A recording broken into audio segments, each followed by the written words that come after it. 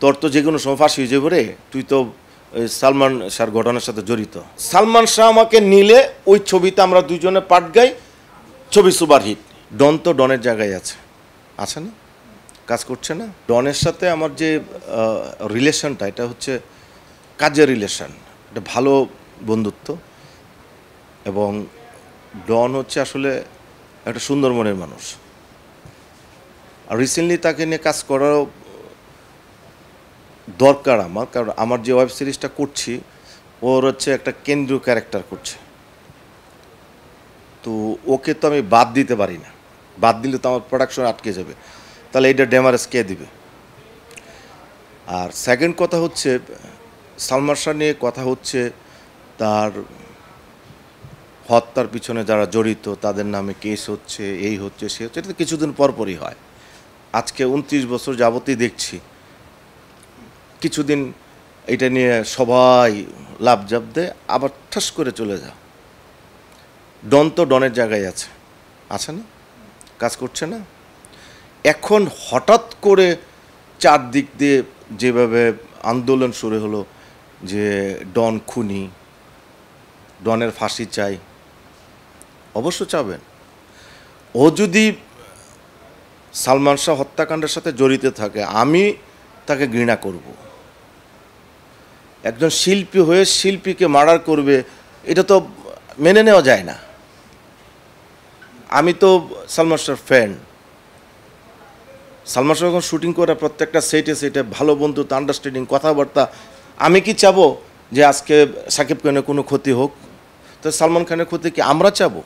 তা আমার প্রশ্ন হচ্ছে, আমরা যারা মিডিয়ার লোক বা চলচ্চিত্রের লোক, যারা আমরা একসাথে কাজ করেছি, আমাদের বেদনা সে আপনাদের বেদনা বেশি যারা লেখালেখি করছেন কেন? আমি তাকে নিয়ে শুটিং করছি, অনেকে লেখালেখি করছেন, তাকে কেন নিয়ে শুটিং করছেন? একটা ফাঁসির আসামিকে নিয়ে যাচ্ছেন। আপনি ওই দলের, আপনি আজিজ মোহাম্মদ ভাইয়ের লোক, এই সেই, মানে অজ্ঞত এক লোক আমাকে ফোন দিল, আপনি হাসান জাহাঙ্গীর? জি। আপনি কোথায়? কেন ভাইয়া? ডনকে নিয়ে কাজ করছেন, ডন কোথায় আছে বলেন। আমার শুটিং স্পট আছে, আসেন। লোকেশন বলেন। আমাকে আপনার পরিচয় দেন।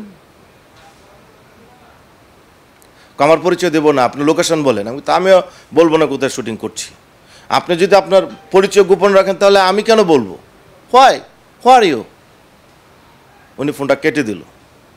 তা এখন প্রশ্ন হলো, আমি যদি অন্যায় করে থাকি সেটা কোর্টে প্রমাণিত হবে যে আমি এই কিলের সাথে জড়িত, এই ঘটনার সাথে জড়িত। কোর্ট রায় দেবে, দেন আমি আসামি। আপনি তখন আমাকে আসামি বলবেন, আমার ফাঁসি দিবেন, আমার যা যা চান তা করবেন। এর আগে কি আপনি আমাকে বলতে পারেন যে আমি আসামি, ফাঁসির আসামি, আমি হত্যার সাথে জড়িত? বলতে পারেন? বলতে পারেন না। তা আমার কথা হলো, আপনারা যে টর্চারিংটা করছেন একটা ডনকে, ওকে টর্চারিং করার মানে আছে, কারণ সে সালমান শাহর ঘনিষ্ঠ বন্ধু। কিন্তু একটা প্রশ্ন এখানে থেকে যায়, ডন যদি এই হত্যাকাণ্ডের সাথে জড়িত থাকতো তাহলে 29 বছর সে দেশে আছে, তার অনেক আত্মীয় আমেরিকা, সে তো পালিয়ে যেত, যায় নাই। দ্বিতীয়, এখন ফোন দেন, তার মোবাইল খোলা, ফোন ধরছে, কাজ করছে। তৃতীয়, সে অনেক ইন্টারভিউতে বলছে প্রমাণ হোক যে আমি এটার সাথে জড়িত, প্রমাণ করেন, আপনারা যে বিচার করবেন আমি মাথা পেতে নিব। আমি আমার সেইটা একদিন জিজ্ঞেস করছিলাম, আসলে খুব কাছের মানুষকে তো এইগুলো জিজ্ঞেস করা যায় না, তারপরও ফান দুষ্টামি কিছুদিন আমরা ঝিনাইদহ যে আমেরিকা আমার এক ফ্রেন্ড আছে মিঠু, তার একটা অনুষ্ঠান আমরা গেলাম, সেটা হচ্ছে অ্যাওয়ার্ড অনুষ্ঠানে। আমি ডন, নীরব আর অনেকে গিয়েছিলাম। তো আমি এমনি ফান করলাম যে তোর তো যে কোনো সময় ফাঁসি হয়ে যাবে রে, তুই তো সালমান শাহর ঘটনার সাথে জড়িত। তখন বলতেছে, শোন, তোরাও আমার বুঝোস, তাহলে আমি কই যাব? যেদিন সালমান শাহ ঘটনা ঘটে এই দিন তো আমি ঢাকাই নাই, আমি বগুড়াতে। তাহলে আমি এই ঘটনার সাথে কিভাবে জড়িত হই? এক।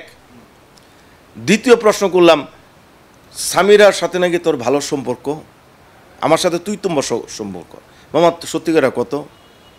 আচ্ছা শুন, তুই আমারে একটা কথা ক যে সালমান শাহ যখন সুপারস্টার, আমি সেন্ট্রাল খল ক্যারেক্টারগুলো করছি, তখন কিন্তু মিশাবাই ওই জায়গায় যায় নাই, ওই পজিশনে যায় না। মিশাবাই কিন্তু পরে ক্লিক দিয়ে সুপারস্টার আর্টিস্ট হয়ে গেল। এখন সালমান শাহ আমাকে নিলে ওই ছবিতে আমরা দুজনে পার্ট গাই, ছবি সুপারহিট। ও না নিলে তো আমি ফ্লপ। ও আমারে কাজ দিচ্ছে, বিভিন্ন প্রডিউসার ডেকে বলতেছে সালমান ডনের রাখেন, বিভিন্ন ডিরেক্টরে বলতেছে ডনের রাখেন। আমরা একসাথে শুটিং করি, একসাথে ডাবিং করি, একসাথে আউটডোরে যাই, রাত্রে শুধুও বাসায় ঘুমাতে যাই।